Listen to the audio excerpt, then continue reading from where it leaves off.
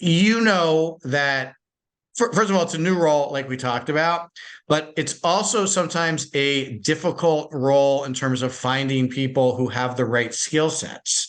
Um, it's also a pretty popular skill set these days. More and more people are looking for people who have RevOps experience, people who have marketing ops experience, sales ops experience, HubSpot experience, even the other tools, Salesforce, Adobe. Like the people who have this skill set are in much higher demand now than they were a couple of years ago. So, talk to us a little bit about um, what are some of the challenges companies are facing in terms of finding the right people with these skill sets, training people up to have to be better at this so they can do it in house?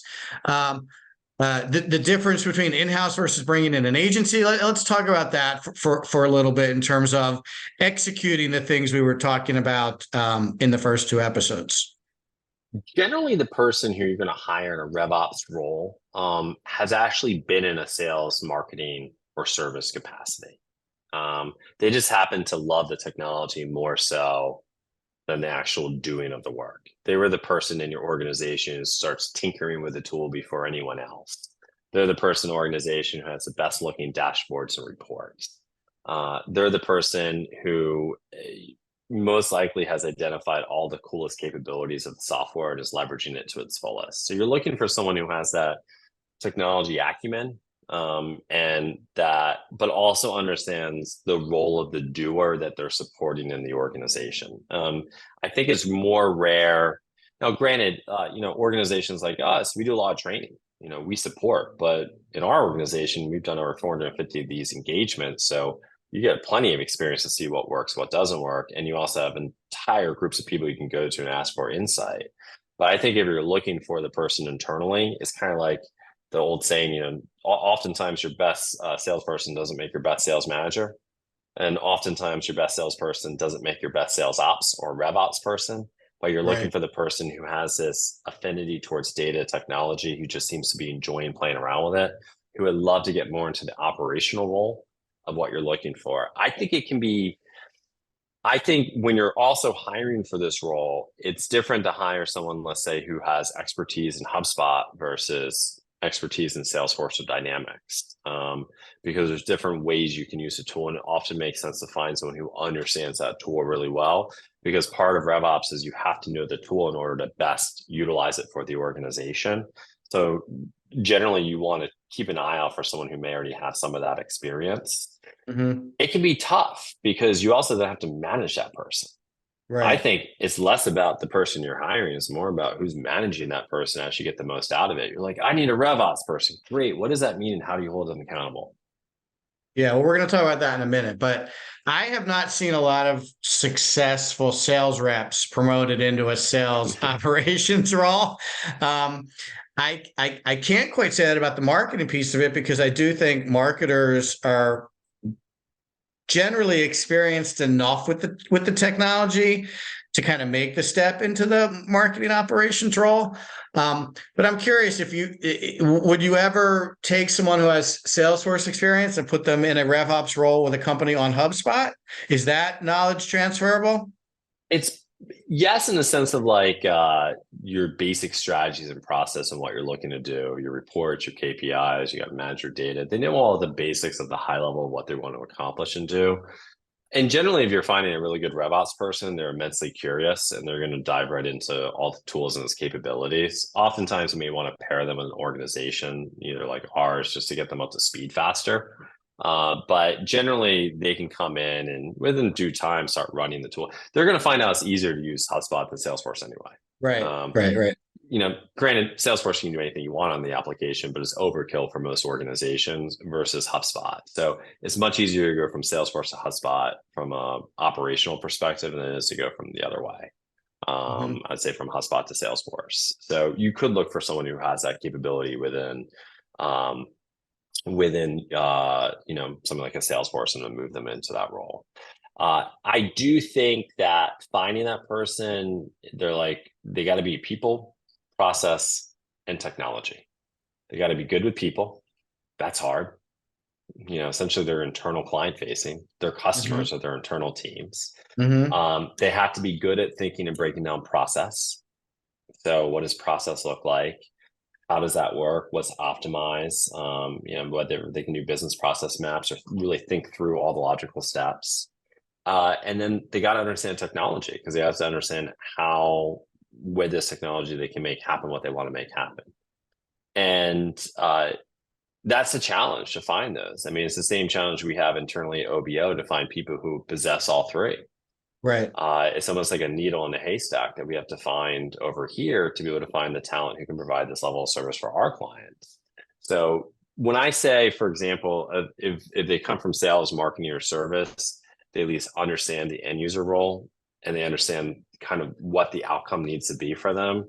It'll help them understand how to deliver on the results that is expected from a RevOps person. But it's not easy to find that person. And I would even put more onus on the manager hiring them to make sure they have a clear understanding of what they want them to do. Yeah.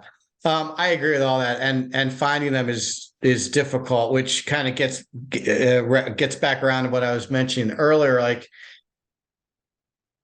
would you recommend somebody trains an internal person to move into a RevOps role? Because, like you said, it's a little bit of a unicorn you're looking for, but you might have someone with the right kind of people and process skills. Maybe they don't understand the technology as well. Maybe they understand the technology of the people skills. Maybe the process not so much. I don't know if you can teach people. I don't know if you can teach people skills, but like maybe if they have two of the three, can they be trained up to kind of sit in the seat and be effective? I think it comes down to who's doing the training to this individual. If you're expecting a senior leader, let's call it chief revenue officer, or even a sales or marketing leader to train them up, I don't think it's going to be very successful. I think if you set aside, here's everything I need you to accomplish and do, take the word RevOps out of the equation and just simply say you're responsible for measuring our reports, you're responsible for measuring marketing efforts, you're responsible for measuring sales experts, you're responsible for simplifying our from customer journey from the moment they submit a lead all the way to customer service.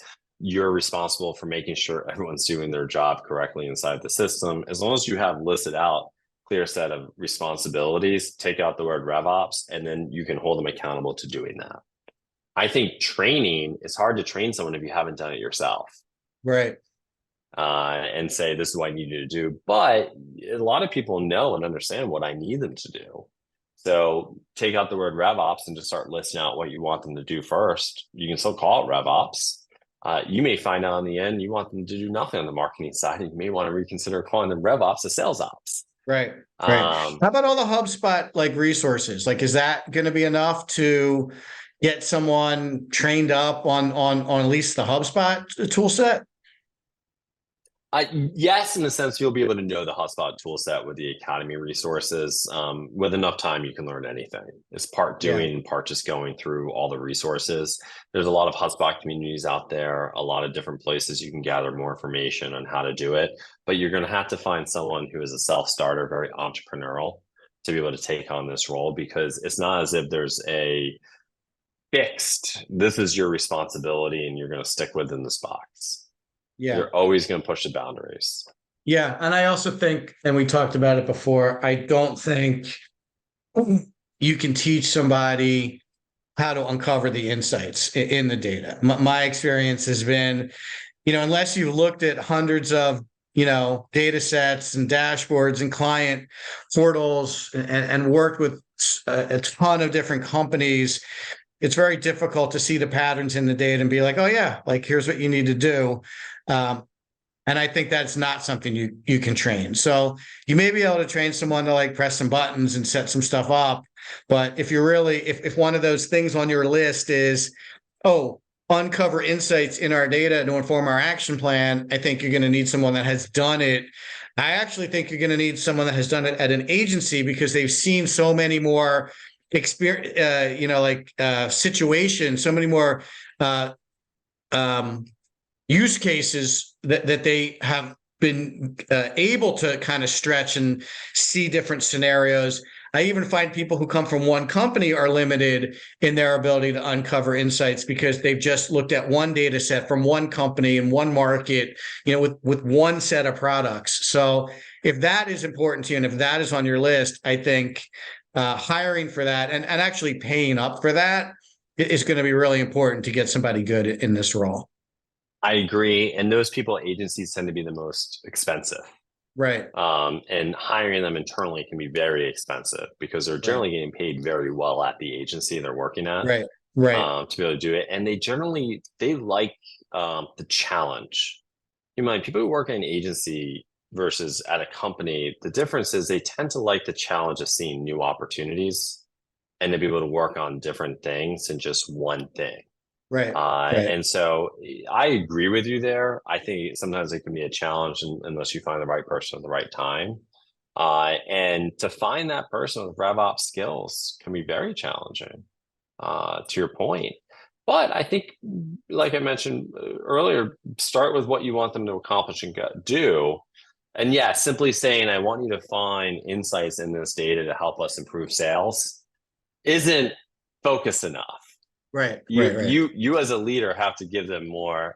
I want to find insights into our sales process over the last 180 days and why this product is selling twice as much as this product. And our customer support team has a 10% retention, but marketing says they're killing it. What went wrong?